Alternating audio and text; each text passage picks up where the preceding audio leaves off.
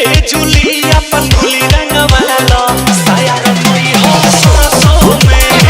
ए जुलिया पतुली रंगवाला साया रंगई हो सरसों में।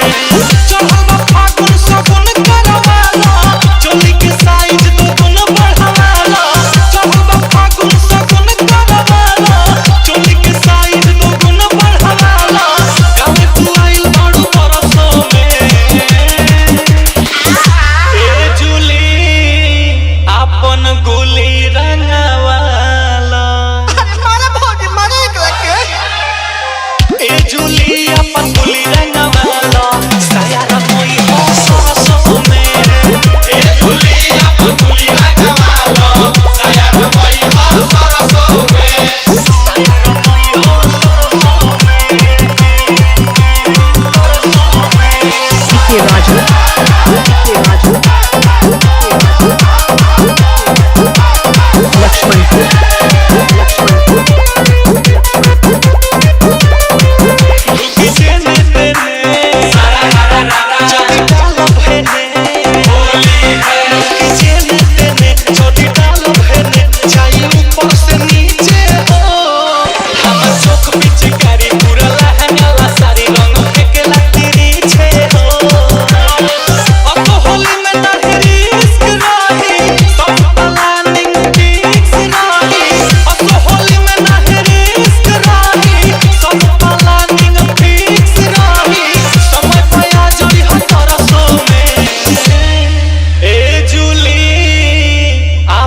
गुली रंगवाला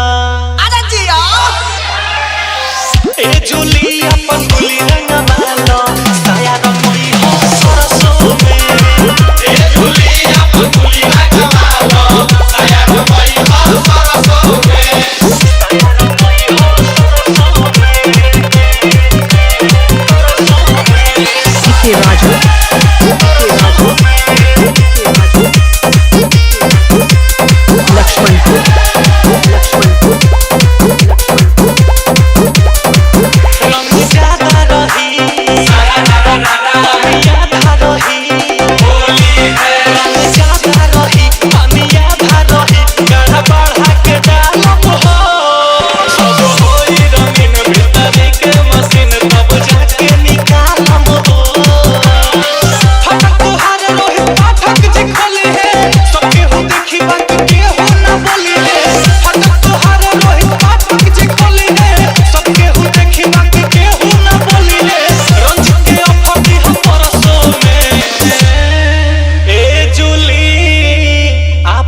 गुली रंगवाला